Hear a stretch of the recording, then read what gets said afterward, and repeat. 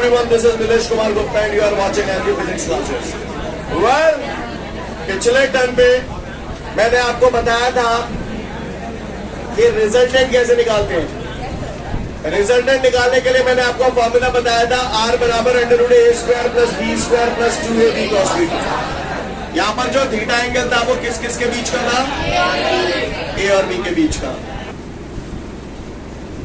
तो रिजल्टेंट निकालने के लिए फॉर्मूला हमारे पास R बराबर √a² plus b² plus 2ab cos theta.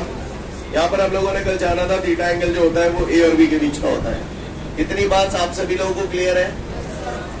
अगर ये सारी कथा आपको क्लियर है तो फिर मैं अगली बात पे आता हूँ, ध्यान से सुनेंगे हम लोग। मेरे सामने अगला क्वेश्चन है RL सर्किट। कौन सा सर्किट? RL circuit. इससे पहले कि मैं RL सर्किट शुरू करूं, मुझे ये बता दो, जब सर्किट में एक ही कंपोनेंट जुड़ा होता है या हम एक ही कंपोनेंट के रेजिस्टेंस की बात करते हैं तो उसे क्या बोलते हैं? रिएक्टेंस। और इसे कौन से लेटर से डिनोट करते हैं? और अगर हम किसी सर्किट में दो या दो से ज्यादा कंपोनेंट के टोटल रेजिस्टेंस की बात करेंगे तो इम्पीडेंस को कौन से लेटर से डिनोट? Z से डिनोट करेंगे। ये बात क्लियर है सभी को? जो भी मैंने बताना था मैं आपको सारी बातें ऑलरेडी बता चुका हूं। जो भी करना है वो आपने ही करना है, ठीक है? मैं इशारे करता जाऊंगा, आप बताते जाना। क्वेश्चन में मुझसे उसने बोला है RL सर्किट है, RL। अब सर्किट डायग्राम आप अपने मन में बना लो। RL सर्किट कैसे बनेगा?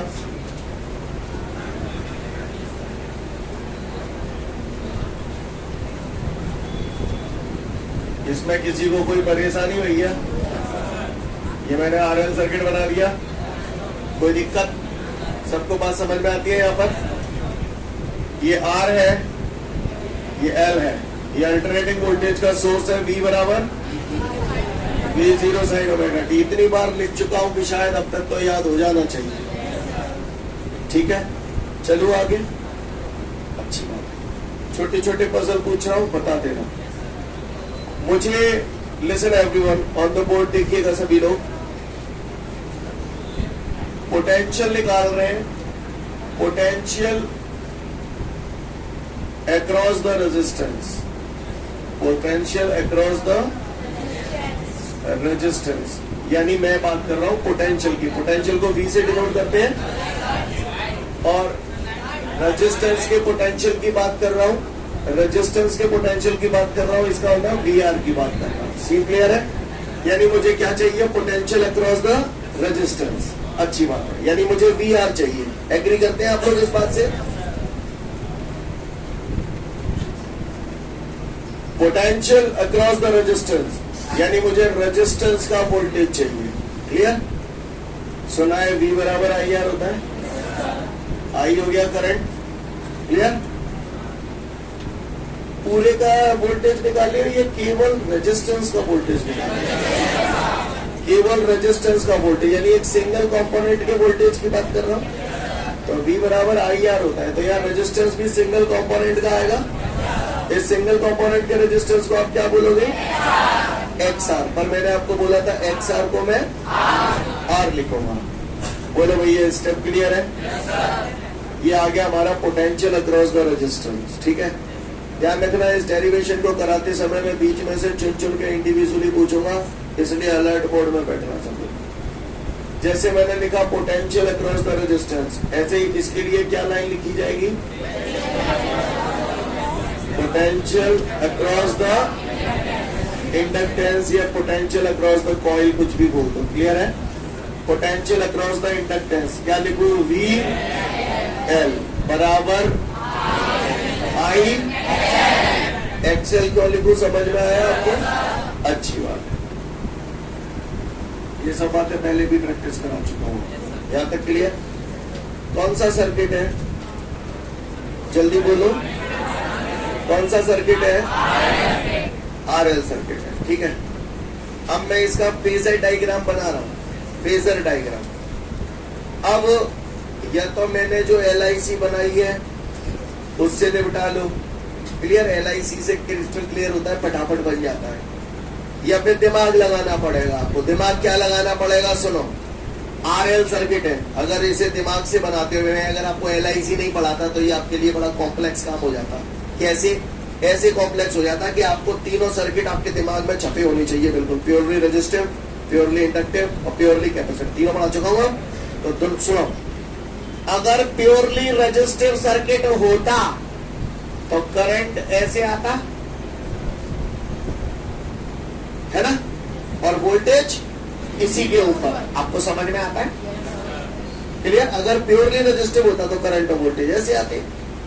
अगर प्योरली इंडक्टिव सर्किट होता तो मैंने कल प्योरली इंडक्टिव सर्किट बताया था, करंट लैग कर रहा था कितना, और वोल्टेज लीड कर रहा था। अब करंट तो ये हो गया, वोल्टेज कैसे बनाऊं?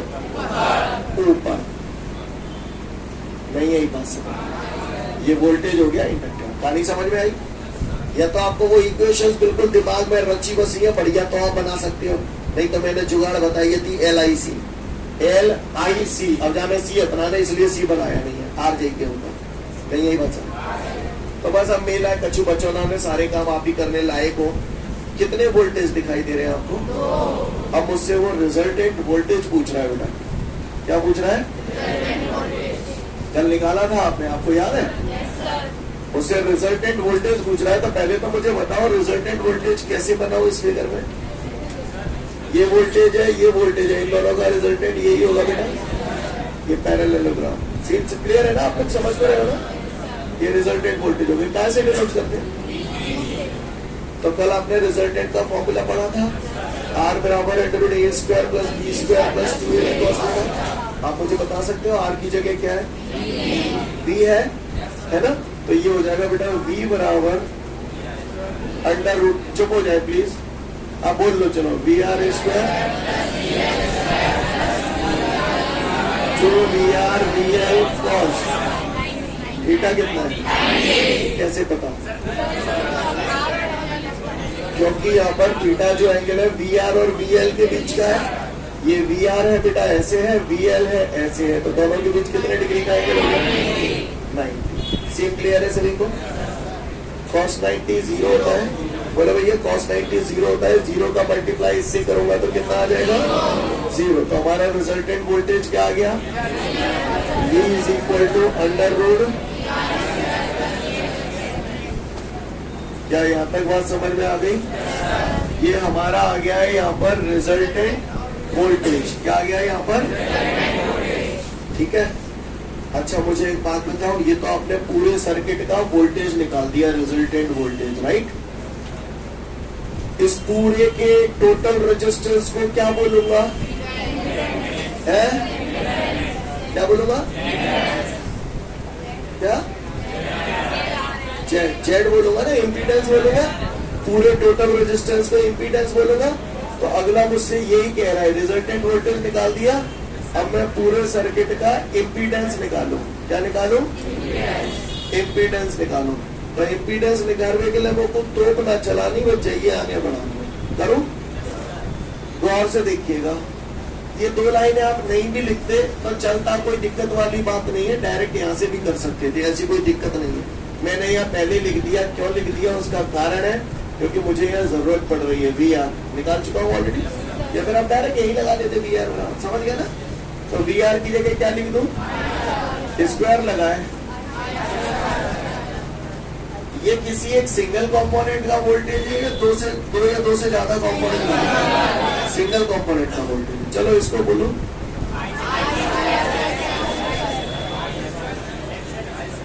चिल्लाना नहीं है, समझ गए? और कछु रहेगा है?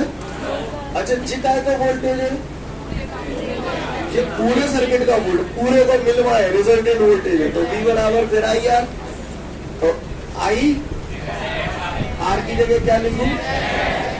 Z क्या लिखूं? समझ में आ रही है ना? Z RL सर्किट है तो Z सफिक्स में RL, मैं RL ना लिख रहा हूं, समझ गए ना? क्लियर है? कोई दिक्कत? स्टेप समझ में आ गया सभी को? तो अब कुछ बचा नहीं, सिंपल मैथमेटिकल कैलकुलेशन है। IZ = √, I² कॉमन आ जाएगा तो अंदर बच जाएगा R² + XL²। एग्री करते हैं आप लोग इस बात से? I² रूट के बाहर लूंगा तो I हो जाएगा, मेरा निवेदन है आप लोग प्लीज बातें ना करें, अदरवाइज हमारा कुछ नहीं बिगड़ेगा बेटा, नुकसान लॉन्ग टर्म में आप ही का होगा, है ना? क्लियर है? बात समझ में आ रही है? आई से आई कैंसिल हो जाएगा, तो बेटा ये रिलेशन आ गया हमारा इम्पीडेंस का, Z बराबर √R² प्लस XL स्क्वायर। फॉर्मूले संग में याद होते जा रहे हैं, ये वही कल मैंने प्रैक्टिस करवाई थी। आपको याद कौन सा था? V बराबर √VR² plus VL minus VC का होल स्क्वायर, जहां में VC है भाई आने तो जाएगा, याद आ रहा है ना? क्या आग लगा दो, यहाँ तक बात समझ में आई? आप एग्जाम में यहाँ तक करे आना पर्याप्त है, बाकी का आपके नोट्सों में हो सकता है आगे भी बढ़ रहा हो। सुन लो पहले। अब जैसे मैं आगे बढ़ाना चाहता हूं तो XL बराबर एक बढ़ा देता हूं, मैं आगे नहीं बढ़ाऊंगा लेकिन, है ना? Z बराबर √R², XL बराबर ओमेगा L, रोज बता रहा हूं, और उसका स्क्वायर है तो ऐसे लिख दूं। क्लियर? और आगे बढ़ा रहा हूं, Z बराबर √R² प्लस ओमेगा बराबर 2πf होता है, और ओमेगा का स्क्वायर है तो क्या हो जाएगा? 4π²f²। और बढ़ाओ, फ्रीक्वेंसी बराबर 1 टाइम पीरियड भी होता है तो वो भी बढ़ा सकता हूँ। तो वो तो हम बढ़ा सकते हैं, जितना हमारी रिक्वायरमेंट होती है हम अकॉर्डिंगली बढ़ा सकते हैं।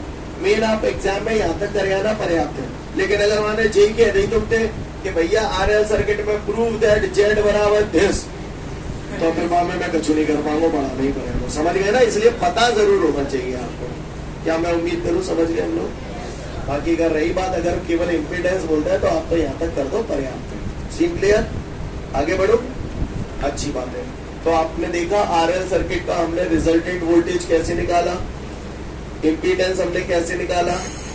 अब इससे पहले कि मैं आगे बढ़ूं, मैं आप लोगों से जानना चाहता हूँ, बेटा आप लोग ये बताओ मुझे, मैं आपसे जब पूछता था फेज एंगल कितना है, पूछता था आपसे, तो आप मुझे फेज एंगल बताते नहीं थे। वो फेज एंगल आप किस किस के बीच में देखते थे? हाँ, करंट वोल्टेज के बीच में देखते थे। क्लियर? फेज एंगल हमेशा किस किस के बीच में देखा जाता है? करंट और वोल्टेज के बीच में देखा जाता है।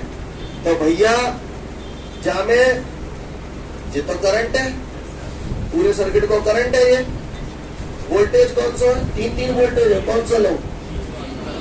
बीच में जो पूरे सर्किट का वोल्टेज है, पूरे सर्किट का वोल्टेज जिराओ, पूरे सर्किट को करंट जिराओ, तो वोल्टेज और करंट के बीच में जो एंगल होता है उसे क्या बोलते हैं?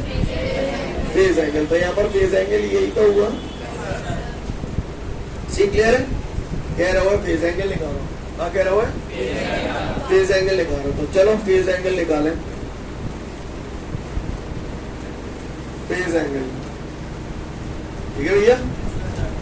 मैंने बचपन में पढ़ा था tan θ = परपेंडिकुलर अपॉन बेस, आप लोगों ने पढ़ा था। तो tan θ की जगह क्या है यहाँ पर? फाई। सही जा रहा हूँ ना? परपेंडिकुलर कौन होगा इसमें? परपेंडिकुलर एंगल के सामने वाली साइड परपेंडिकुलर होती है, और चूंकि ये इसके पैरेलल है तो इसको VR लिख दूं। Base VR। स्टेप समझ में आ रहा है आप सभी को? किसी को कोई दिक्कत? तो ये आ गया फेज एंगल फाई निकालना है। tan है तो tan को इधर लाऊंगा तो फाई बराबर क्या हो जाएगा? tan inverse VL upon VR। कोई दिक्कत? वैसे तो फेज एंगल ये आ गया, और आगे बढ़ाना है, और आगे बढ़ाता हूं। tan इनवर्स VL की जगह IXL, VR की जगह II, तो फाई बराबर XL अपॉन R। और आगे बढ़ाना है तो XL की जगह ओमेगा, और आगे बढ़ाना है तो ओमेगा की जगह 2π। आगे बढ़ा के बताऊं? नहीं तो बता देता हूँ, नहीं बताऊं? ठीक है, तो ना बता। फेज एंगल समझ में आ गया, फेजर डायग्राम समझ में आ गया, इम्पीडेंस रिजल्टेंट वोल्टेज समझ में आ गया। एक लास्ट बात, मैं नहीं बोलूंगा, आप बोलना, ठीक है? वोल्टेज की इक्वेशन ऑलरेडी है हमारे पास। इस फिगर को देख के मुझे ये बताइए, इसमें नेट वोल्टेज कौन सा वाला है?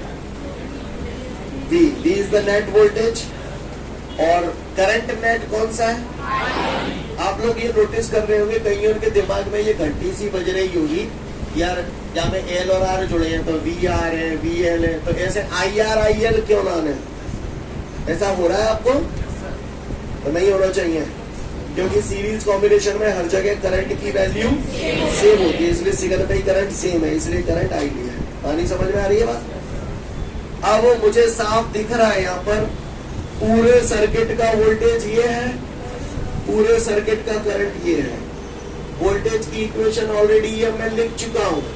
अब आप बताओ फिगर देख के, करंट वोल्टेज से लीड कर रहा है या लैग कर रहा है? करंट वोल्टेज से लीड कर रहा है या लैग कर रहा है? लैग कर रहा है कि लीड कर रहा है? कि लीड कर रहा है। समझ में आ रही है ना? क्योंकि वोल्टेज आगे है, करंट पीछे, तो करंट लैग कर रहा है। कितना लैग कर रहा है? इतना ही तो लैग कर रहा है।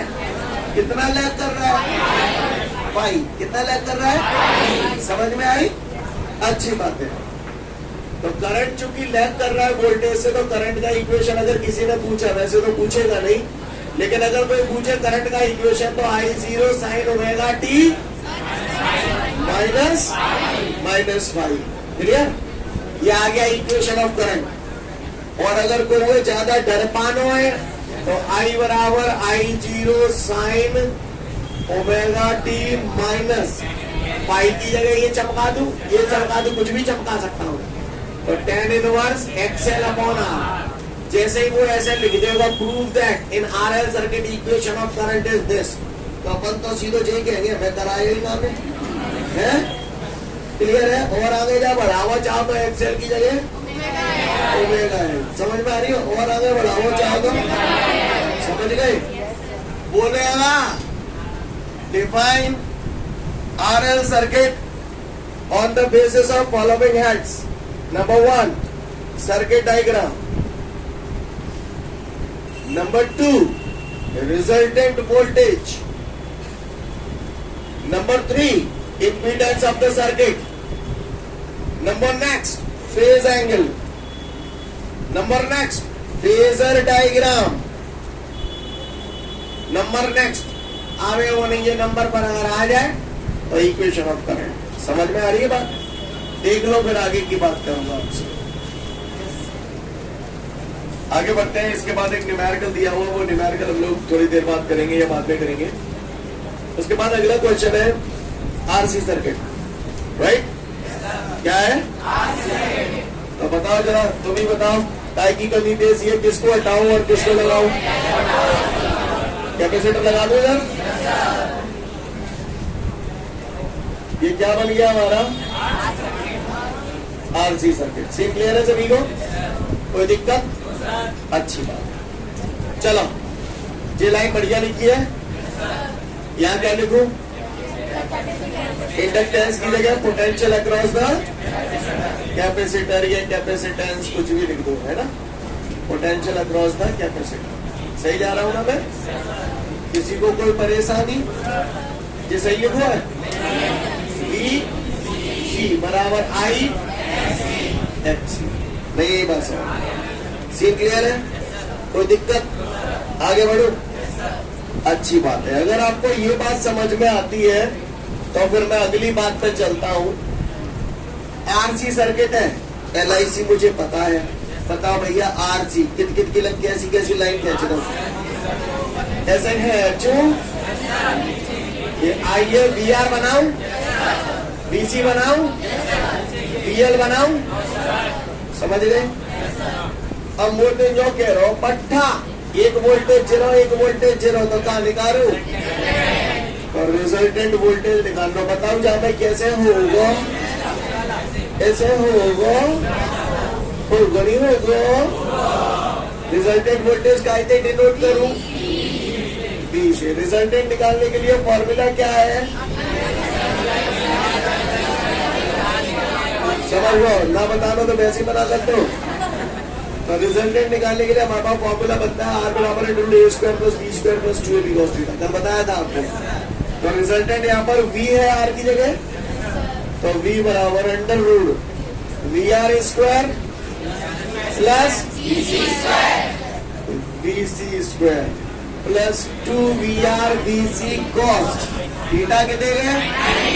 कौन सा है 91? क्यों है 90? क्योंकि VR और BC के बीच का एंगल है 0 VR 0 BC। कितने डिग्री का एंगल है? 90 डिग्री। नहीं है बात समझ? cos 90 कितना होता है?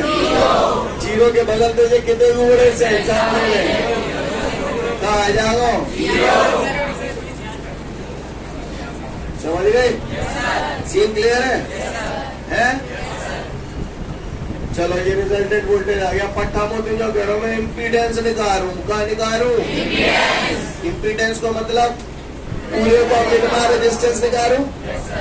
आ जाओ। VR IR है तो VR की जगह समझ गए? BC की जगह तो ये कहा है जाओ? समझ ही नहीं पा रहे हो। मैं ऐसे कुछ करते जा रहा हूँ तो तुम्हें बुरा तो ना लग रहा? दिख रहा तुम्हारे चेहरा मोरा दिख रहा बोले तो कुछ करना ही ना पा रहा। आगे बोलो। अब ये वोल्टेज का है रिजल्टेंट है यानी पूरे को तो V बराबर आई है तो आई जेड तो देख लो तुमने। जेड क्यों समझ गया ना? सफिक्स में कहा लगाऊ बता समझ गया ना? मैं लिखना आ रहा हूँ समझ गया ना? ठीक है महान है। अगर जे समझ में आएगा तो जे भैंसों की आई स्क्वायर कॉमन ले लो तो अंदर का बच जाएगा। सीन क्लियर है? आगे बैठ रहा हूँ कितना अच्छा लग रहा है। कभी लो भैंसों की आई स्क्वायर अंडर रूट के बाहर ले लो तो आई का बच जाएगा। समझ गए ना? आगे बढ़ते हैं तो जनरल क्लियर है? जे क्लियर है वो पका आई तो जेड बराबर under root R square plus XC square का हुए कोई परेशानी वही तो बताए। तो जेड पैसों की XC की जगह जी 1/ओमेगा C। समझ में आ गया? सी 1/ओमेगा C। ओमेगा C को ऐसे लिखो ओमेगा स्क्वायर C स्क्वायर। बोलो या ठीक है। तो 1/, तो देखो 1/, नहीं यही बात है। ओमेगा क्या होता है? 2πm। 2πm का स्क्वायर हो जाएगा तो 4π स्क्वायर f स्क्वायर। नहीं यही बात समझ? तुम तो पेपर में जन्नो ही करते तुम्हें पहले जन्नो ही आ जाए। समझ रहे हो ना? क्या किलो में ही समझ में चिपका हूं। तो अगर किसी ने इम्पीडेंस पट्टे ने पूछ लिया तो बता दोगे? चलो आगे। अब ये आ गया इम्पीडेंस। अब मुझसे कह रहा हूं मैं फेज एंगल बताऊं। फेज एंगल किस किसके बीच में देखा जाता है? करंट और जीरो करंट जीरो वोल्टेज। तो फेज एंगल कहाँ बनाऊं? ऐसे ऐसे ऐसे ऐसे ये कहना चाहते थे तो कह रहे थे फेज एंगल फाई हो गया। बचपन में पढ़े थे tan theta is equal to perpendicular upon base. तो tan phi is equal to perpendicular. यही तो है परपेंडिकुलर और ये इसके पैरेलल है। तो क्या लिखूं? BC अपॉन बेस कितना है? VR। समझ गए? tan जालक ले आओ तो फाई बराबर tan inverse BC upon VR। बोलो या फाई बराबर tan BC की जगह IXC, VR की जगह II और फाई बराबर tan इनवर्स। नहीं है मेरी बात समझ में? क्लियर? ये कहाँ आएगा? फेज एंगल आएगा। अगर कोई पट्टा मोटे जो पूछेगा फलाने इक्वेशन ऑफ करंट बताओ, इक्वेशन ऑफ करंट, तो पहले तो voltage zero current zero. Voltage की इक्वेशन तो पहले ही तान चुके हैं। अब बताओ करंट वोल्टेज के आगे चल रहा है कि पीछे चल रहा है? कितने?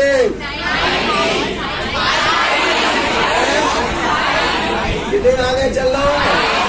तुम तो 90 बोल रहे थे। कितना आगे चल रहा है? तो करंट की इक्वेशन क्या बनेगी? Plus five. और कोई भैया अगर डर पाना हो तो फाइव की जगह का तानना हो। समझ में आ रही है बात? पक्का? ऐसा तो नहीं लग रहा, मैंने पैसे ही चलाया था तुम्हें। क्लियर है? तुम्हारा करता तो सही रहता ना। कर लोगे तो फटाफट जल्दी से देखो आरसी सर्किट करा दूंगा। इसके बाद बेटा हमारे को जो बीच में हमने न्यूमेरिकल छोड़े हैं वो देख लें। हमारे को जो न्यूमेरिकल दिया गया है उसमें वो मुझसे बोल रहे हैं एक कॉइल है, कॉइल। हाँ, मुझे मैंने पढ़िया कच्चे फर्स्ट क्लास ये कॉइल काम रही। ठीक है भैया? अब वो कॉइल ये जो कह रहा है, ये जो कॉइल है इस कॉइल का इंडक्टेंस, इंडक्टेंस को ऐसे डिनोट करते हैं। तो कह रहा है इस कॉइल का इंडक्टेंस 0.05/पाई हेनरी है। ठीक है? और इस कॉइल के साथ सीरीज कॉम्बिनेशन में एक रेजिस्टेंस जुड़ा हुआ है 12 ओम का। क्लियर? और कह रहा है इसको मैंने एक अल्टरनेटिंग सोर्स से जोड़ा हुआ है और इस अल्टरनेटिंग सोर्स की फ्रीक्वेंसी 50 हर्ट्ज है और जो वोल्टेज है वो 260 वोल्ट है। सीन क्लियर है? अच्छी बात है। ये क्या चीज है? एल है। तो कह रहा है calculate the reactance of the coil. Reactance of the coil, reactance of the coil बोले तो एक्स एल। समझ गए? फिर कह रहा है calculate impedance of the circuit Z, calculate the current flowing in the circuit, calculate the phase angle। phase angle किस किस के बीच में देखा जाता है? करंट और वोल्टेज के बीच में। और फिर कह रहा है calculate potential across the resistance and potential across the inductance। समझ गए? समझदार हो। कमीनो गौर से देखो। है कोई माइकल आज जो मुझे ये बता दे एक्सेल बराबर सिमरी बता दे दो। ओमेगा बराबर 2 पाई है। अप्पा 2 पाई। एफ कितने है? 50। एल कितना है? 0.05/पाई से पाई। डेसिमल हटाऊंगा, 0 बढ़ाऊंगा। बोलो भैया, सही बोल रहा था। 52 सा 100 से 100। एक्सेल बराबर कितना आ गया? 5 का। क्लियर? देखो ये आ गया। चुप। अब मुझे निकालना है जेड। बोर्ड एग्जाम में आया हुआ क्वेश्चन है। क्लियर? ध्यान रखिएगा, बोर्ड एग्जाम में जो क्वेश्चंस आते हैं यूजुअली ज्यादातर उनकी कैलकुलेशन इजियर होती है। ठीक है ना? आगे देखिए, ज्यादा कॉम्प्लिकेटेड कैलकुलेशन अगर होती है तो उस टाइप के बहुत रेयर आते हैं, है ना? जेड पूछ रहा हूं कौन सा सर्किट है? आरएल है। तो जेड बराबर √R²। समझ में ना आ रही? क्लियर है? आर कितने हैं? 12 का स्क्वायर 144। एक्सएल पंजा है, पंजा का स्क्वायर 2 पंजा। क्लियर है? 144 169 का स्क्वायर रूट। क्या लागे मेरा? आ गया। क्लियर है? चल रहा है तू। अब मुझे निकालना है यहाँ पे करंट। पूरे सर्किट को करंट निकालना है। V बराबर आई है तो I बराबर V अपॉन